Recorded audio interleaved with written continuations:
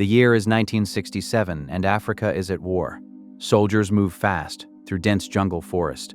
They take down enemies with shots and hidden mines. Back at the military base, the infirmary is completely overwhelmed. Not all of the men inside were wounded in combat. Dozens of soldiers are sick with an unknown and terrifying virus. In just 2 days, they have already lost nearly 50 people. A helicopter arrives and 2 officers step out wearing hazmat suits. Their names are William and Donald. They move through the infirmary and take blood samples from the sick. Then the doctor leads them outside to show them the bodies. The dead men's faces are horribly deformed from the advanced stages of the disease. William and Donald promise to send a plane before getting back on the helicopter. A few hours later, everyone at the base hears the sound of an engine. They look up and see a plane approaching through the sky. The soldiers celebrate, thinking they are finally being rescued. But the plane does not slow down. It drops its payload directly onto the base. A single massive explosion wipes out every living person there. 28 years pass. Military virologist Sam is at home bathing his dogs on a quiet afternoon. His phone rings, and it is William on the other end. William tells him there has been a level 4 virus outbreak in Africa. The World Health Organization is sending a team, but the US Army wants Sam there first. Before leaving, Sam drives to his ex-wife Robbie's house to drop off the dogs. Robbie is a scientist who works for the CDC. She asks Sam to take some boxes of his belongings with him. When he opens the boxes, he realizes they are full of their old photographs together. She is giving back every picture of their life as a couple. Sam is offended and leaves without taking them. On the flight over, Sam meets Major Salt. Salt has no experience whatsoever with virus outbreaks. Sam tells him to prepare himself for what they are about to see. Lieutenant Colonel Casey starts describing the symptoms of this unknown virus in detail. The description is graphic and deeply disturbing, but Salt listens to every word and does not react at all. He recites the entire symptom list back without flinching once. Eventually, the team arrives at a small village in Zaire. Bodies are lying along every path through the settlement. More bodies are piled up in cages waiting to be burned. Inside one of the huts, they find a handful of survivors. They are in absolutely terrible condition, surrounded by even more dead. Salt moves toward one of the beds after hearing a sound. He pulls back a sheet and finds a small boy sitting there. The boy is sitting next to his parents. Both of them are dead, and their faces are completely disfigured by the disease.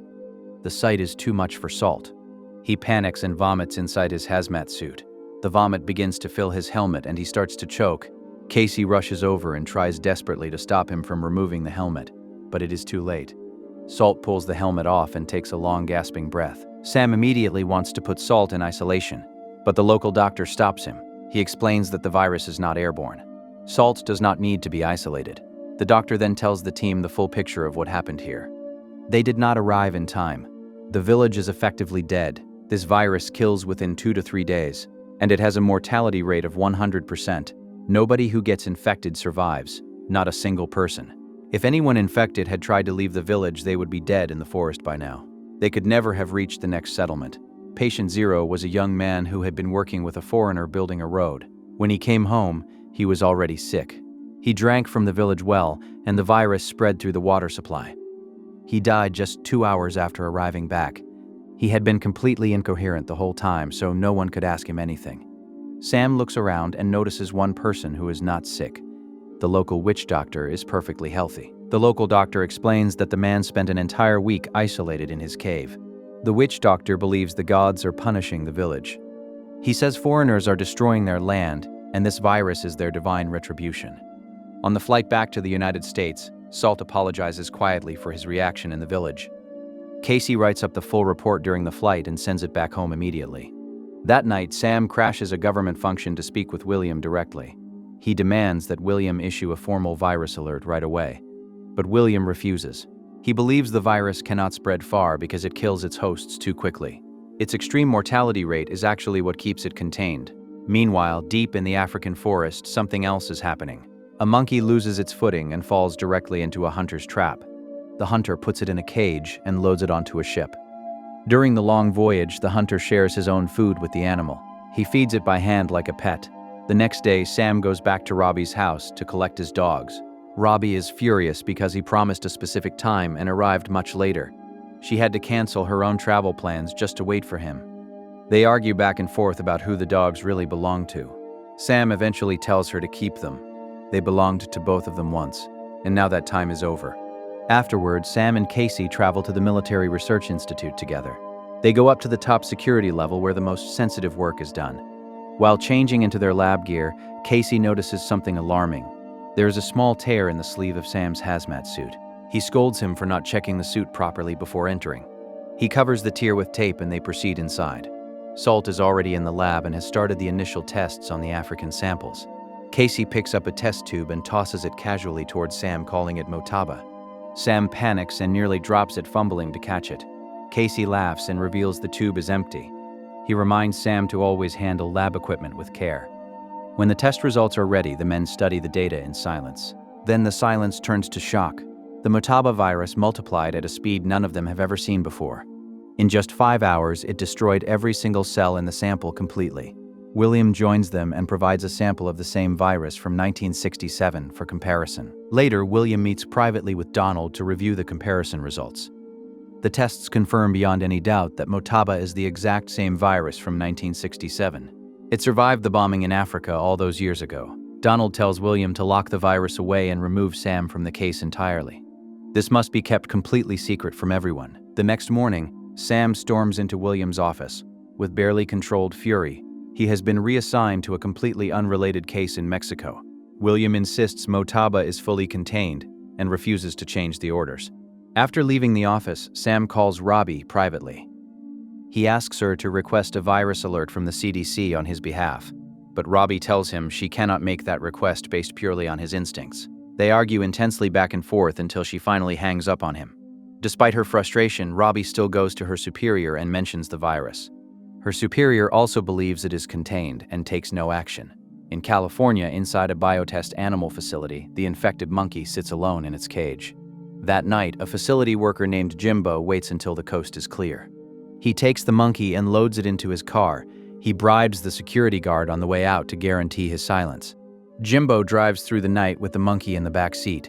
The monkey spits directly into Jimbo's face during the drive. Jimbo eventually arrives at a pet shop in a small town called Cedar Creek. He tries to sell the monkey to the store owner. When the owner reaches in to grab it, the monkey scratches his arm. A monkey in the neighboring cage reaches through the bars and steals the infected monkey's banana. The owner refuses to buy the animal after all the trouble. Jimbo is frustrated and drives the monkey out to the woods. He opens the cage door and lets it disappear into the trees. That evening, Jimbo boards a plane heading to Boston. He settles into his seat but quickly loses his appetite entirely. He pushes his cookie aside, barely touching it. A child sitting nearby eyes the abandoned cookie longingly. His mother pulls him back and does not allow him to take it. The plane lands in Boston and Jimbo walks out into the terminal. His girlfriend is waiting for him and they embrace and share a long kiss. Then Jimbo suddenly feels dizzy and grabs the wall to steady himself. Back in Cedar Creek, the pet shop owner collapses suddenly behind his counter. He crashes to the floor, taking several fish bowls down with him. An ambulance rushes him to the hospital immediately. The doctors take a blood sample and send it to the lab for testing. The blood splashes directly across a scientist's face and into his eyes. In Boston, Robbie receives urgent reports of an unknown virus outbreak. She immediately travels to the hospital where the first patients have been brought in. Jimbo and his girlfriend have both been placed in strict isolation. Robbie attempts to question them, but before she can finish, Jimbo dies right in front of her. His girlfriend completely breaks down and loses her grip on reality. Robbie requests permission to perform an autopsy on Jimbo. When she opens him up, she stops and stares in disbelief. Every single one of his internal organs has been completely liquefied. She calls Sam immediately and tells him everything. She gives him the details of the autopsy and confirms that all animal facility workers and hospital staff are being monitored. Jimbo's girlfriend has already died as well. The virus is moving even faster than they feared. Sam asks Robbie to send him samples so he can confirm whether this is the same Motaba strain. In a movie theater back in Cedar Creek, a man in the audience begins coughing. His spit lands on the people sitting near him. He feels so ill he has to leave his seat. On the way out, he coughs heavily over a dense crowd of people. Then he collapses on the floor of the lobby. Later, his girlfriend visits him in the hospital, and she becomes sick herself. Within hours, every person who was in that theater is flooding into the hospital. At the CDC offices, Robbie and her team finish interviewing every passenger from the Boston flight. They confirm with relief that not a single person on the plane was infected. Then a fax machine prints out a message from Cedar Creek. New cases are multiplying rapidly. Their relief evaporates instantly. Sam hears the news and goes straight back to William.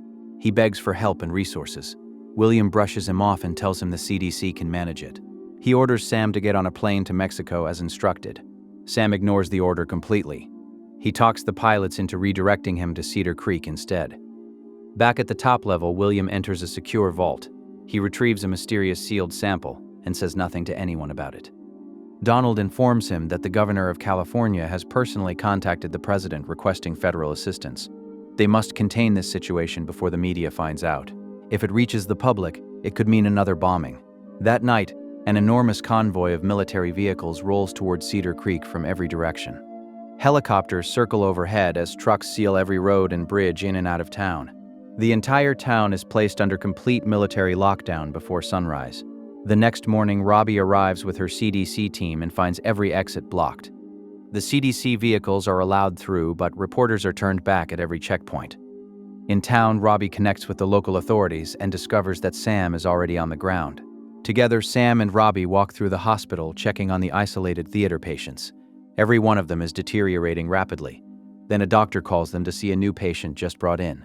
The patient shows all the same horrifying symptoms, but this person was in a car accident. They had no contact whatsoever with anyone from the theater. Sam stares at the patient and feels a wave of dread wash over him. The virus is now airborne. It has mutated. It is spreading through the air just like the common flu. Sam and Robbie leave the hospital and immediately find themselves surrounded by a panicking crowd. People are screaming for answers and pushing against them from every side. They force their way through and rush to the CDC field lab, where Salt is already working. Salt has been comparing the African sample to the Cedar Creek sample side by side. A slight but critical difference in the genetic code confirms everything Sam feared. The virus has evolved to survive longer outside the body. It can now travel through the air and infect anyone who breathes it in. They look at the growing list of infected names and notice something strange. One patient died from the original slow strain. Another died from the new, faster airborne strain. This means the host animal is carrying both versions of the virus simultaneously. Robbie goes through the files carefully and spots something crucial. One of the dead was the Cedar Creek pet shop owner. She will go there and collect every animal in the shop for immediate testing. Sam goes to find William, who has just arrived to oversee the operation. William is furious and wants Sam arrested for disobeying direct orders. Sam ignores this completely and tells William the virus has mutated and is airborne. This finally forces William to stand down. He reluctantly allows Sam to continue working on the case. Outside, the military blockade reporters stand at the perimeter with cameras. They are allowed to report that a new virus has been identified, but they must say it is fully contained. Military helicopters chase away news choppers that try to get aerial footage of the town. Inside the blockade, the atmosphere is becoming increasingly desperate. Residents are rioting and demanding the right to leave their homes. Soldiers use force to push the crowds back. Two men load their families into pickup trucks and begin driving through barriers and fences. A military helicopter moves in ahead of them and fires warning shots. But the men keep driving. One of them pulls out a weapon and fires back at the helicopter. The soldiers open up with sustained fire and one of the trucks explodes. Everyone inside is killed. The second truck immediately stops and the family is arrested. At the pet store, Robbie finds the monkey that stole the banana from the infected animal. But when Salt runs the tests, the results show it has the original non-airborne strain. It cannot be the primary host of the new mutation. Sam wants the animals from Jimbo's workplace tested as well. But the CDC already tested all of them and found nothing. Hours tick by with no breakthrough. More military units pour into the area and reporters outside the perimeter grow more suspicious of the official story. A strict curfew is put in place at nightfall. Soldiers patrol every street and anyone found outside is arrested on the spot. That afternoon, Sam notices something he was not supposed to see. A fresh convoy of soldiers has arrived carrying bags of medicine. They have been quietly administering it to the patients. Sam confronts William and demands to know what is in the bags. William admits it is an experimental anti-serum, but he refuses to explain where it came from or how they developed it. Sam accuses him of hiding critical information that could save lives. Their argument is cut short when one of the first patients dies in the next room. Sam takes one of the anti-serum bags and asks Salt to test it on the sick monkey from the pet store. The virus continues spreading through Cedar Creek with terrifying speed. Sick residents are told to hang white fabric outside their homes. Soldiers move through the streets, collecting the sick and transporting them to the hospital. A mother dressed in protective gear says a heartbreaking goodbye to her children on the doorstep. The father has to physically hold the children back from touching her. Test results now show that most of the town's population is already infected. The hospital is completely full and the military begins setting up large isolation tents outside. In the lab, tempers are fraying and no one has slept in days. Casey is so exhausted he nearly falls asleep standing at his microscope. When he walks away, he forgets to disconnect the air supply from his hazmat suit. The hose catches and tears the suit open at the shoulder. Casey quickly leaves the lab without saying a word to anyone, but Robbie sees him and follows immediately. In the decontamination chamber, Casey tries to convince Robbie it was just a scare. At the White House, Donald presents his analysis to the president's senior staff. He tells them the virus will spread to the rest of the country within 48 hours. He recommends bombing Cedar Creek. The chief of staff refuses to authorize this without supporting evidence from multiple experts. If they bomb an American town and it turns out another option existed, their careers are finished. That night, soldiers pile all the bodies collected throughout the day into a single large structure and burn them. Elsewhere in the dark, the infected monkey moves through the woods and finds a house. Back in the lab, Sam watches the monitor and stops breathing for a moment. The monkey from the pet store is getting noticeably better. The anti-serum is working on it, but it is not working on the human patients at all. This means the anti-serum only cures the original strain of the virus. The army has been hiding a cure for Motaba all along. They developed it years ago and kept it completely secret. Then Casey suddenly collapses to the floor and begins convulsing. The team rushes him to an isolation room immediately. They use everything available to stabilize him as the seizure tears through his body. When Robbie leans in to give him an injection, Casey convulses again without warning. His arm swings upward and drives a contaminated needle directly into Robbie's hand. Robbie pulls away and moves quickly into another room. She strips off her gloves and examines her skin with trembling hands. The needle broke the surface. She washes the wound frantically at the sink. Sam comes in and sees her face and knows immediately what happened. Robbie snaps at him in a panic, blaming herself for not intervening with Casey sooner. Sam grabs her firmly by the shoulders and looks her directly in the eyes. He promises her that he will find a cure. He will not let her die. Afterward, a furious Sam goes directly to William and does not hold back. William finally admits the full truth. The army has known about Motaba since 1967. They have been studying it for decades as a potential biological weapon. They never found the original host animal, which is why they never completed the research. Sam listens to William justify all of it with talk of duty and military obligation. And then it hits him. They are not just hiding the research. They are planning to use this outbreak as an excuse to destroy the evidence along with the entire town. Sam asks William directly if the president has already approved a bombing. William confirms it. The bombing is scheduled for tonight. On his way back, Sam gets a call from Salt with a breakthrough. The security guard from Jimbo's facility has finally agreed to talk. He confirms that an animal went missing from the shipment. He does not know what kind of animal it was. Records show the shipment originated from Africa. Whatever that animal is, it is still out there somewhere carrying the original host strain. Donald hears that Sam has been looking into classified records. He orders his men to find Sam and shoot him on sight. Salt spots the soldiers converging on Sam through the lab window and sends a warning. Sam and Salt strip off their hazmat suits and switch into regular uniforms. They slip out through the back door before the soldiers reach them. They spot a pilot nearby and tell him his commanding officer is urgently looking for him. The pilot jogs off to find his superior. Sam and Salt jump into the empty helicopter and lift off before anyone can stop them. Donald hears the chopper is gone and gives the shoot on sight order formally. Back in the lab, Robbie begins to feel the first symptoms. She goes quietly to check on Casey, who is fading fast. She sits beside him and takes his hand. She stays with him because she knows he does not have much time left.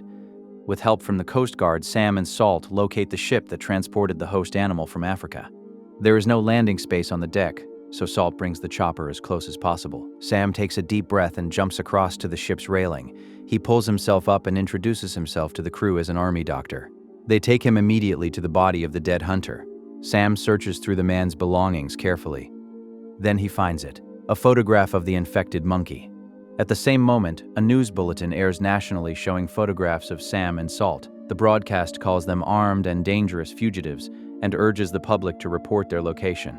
Sam and Salt watch the broadcast from the ship and make an instant decision. They are going on television themselves. They burst into the news studio and cut directly into the live transmission. Sam holds up the photograph of the monkey on camera. He asks anyone across the entire country who has seen this animal to call the CDC immediately. A mother sitting at home watching the news freezes. She recognizes the monkey without any hesitation.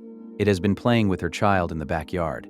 She picks up the phone and calls. As Sam and Salt rush back to the helicopter, the police open fire on them. They lift off under gunfire and pull away safely. The address comes in over the radio and Sam plots the course immediately. But the call was intercepted by the army. Donald is already on his way to the same location. At Williams Airfield, a bomber is being fueled and prepared. At the house, the young girl tells Sam the monkey went into the woods. She says it only comes out for her. Sam crouches down and promises her he will not hurt the monkey.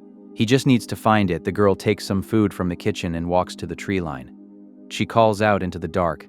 After a long quiet moment, the monkey slowly emerges from the trees. Salt raises a tranquilizer gun and fires a single careful dart. The monkey drops gently to the ground and does not stir. Salt immediately calls William and tells him they have the host animal. William picks up the phone and suspends the bombing order on the spot. But the moment Sam and Salt take off with the monkey, 2 military helicopters appear. They move in from both sides and block the escape route. Sam tells Donald directly over the radio that they have the host. Donald does not care. He orders his pilots to bring them down by any means necessary. Salt grips the controls and goes to work. He drops under a bridge at full speed. One of the pursuing helicopters follows him through. Salt pulls the nose back and climbs straight up into the sky at a near vertical angle. He executes a perfect 180-degree rotation. Now he is directly behind the helicopter that was chasing him. He forces the enemy chopper into a course heading straight toward the second one. Both pilots panic and pull hard to avoid colliding with each other. In the chaos of their evasive maneuvers, Salt and Sam break away cleanly. They fire a pair of missiles into an empty field below. The explosions are large enough to convince Donald's forces that the chopper went down. Donald's men land to investigate the wreckage site.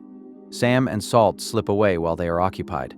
They reach Cedar Creek, and Salt immediately begins extracting a serum from the monkey's blood. He works with focused precision, knowing every second matters. Sam walks through the isolation tent and finds Robbie. She looks pale and exhausted, and he can see the disease taking hold. He takes her hand and presses it against his face. He wants her to feel something real in case this is the last time they are together. Salt finishes synthesizing the serum. He draws it into a syringe and injects Robbie immediately. Then Donald arrives at the perimeter with a full escort. He ignores William's protests and orders the bombing to proceed without delay. Sam watches Robbie's vital signs and sees something extraordinary happening. She is getting better. The serum is working. But there is no time to celebrate. Salt bursts in and tells Sam the plane is already in the air. Sam and Salt sprint to the helicopter and lift off immediately. Sam grabs the radio and broadcasts directly to the bomber's crew. He tells them he has developed a cure, and the bombing must be stopped. The pilots do not respond. Sam leans into the radio and tells them they are about to kill an entire American town. He tells them their superiors knew about this virus for 28 years. He tells them they have been lied to. William picks up the radio on the ground. He appears to be scolding Sam over the airwaves. But hidden inside his words is a specific instruction. If Sam puts the helicopter directly in the flight path of the bomber, the pilots cannot drop the bomb without killing him. Salt understands immediately. He pushes the throttle forward and positions the helicopter directly in front of the incoming plane. The bomber crew hears 2 completely opposite orders over the radio at the same time. Sam telling them to turn back. Donald screaming at them to drop the bomb. The plane closes in at full speed. At the very last second, the pilots pull up and bank hard to the left. They cannot go through. Sam braces for the worst, but then he hears something unexpected over the radio.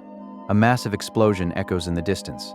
The pilots drop the bomb in the open ocean. It destroys nothing but water. At the base, William walks directly up to Donald. He formally relieves him of command for withholding critical information from the President of the United States. He calls for Donald's immediate arrest. Donald warns William that this investigation will destroy them both. William looks at him evenly and says he knows. He accepts that. Hours later, the serum is distributed throughout Cedar Creek. Patient after patient begins to stabilize and recover. The crisis is finally over. Sam walks through the now quieter hospital and finds Robbie sitting up in bed. She looks tired, but her eyes are clear and she is alive. They sit together and begin talking quietly. For the first time in a long time, the conversation does not end in an argument. They begin to discuss whether what they had might still be worth saving. If you made it through this intense viral thriller, you just watched one of the greatest Outbreak movies ever made. Smash that like button if the race to find the cure had you completely on edge. Subscribe because we are breaking down every classic thriller you need to see. What movie should we recap next? Drop it in the comments below. Thanks for watching, and we will see you in the next one.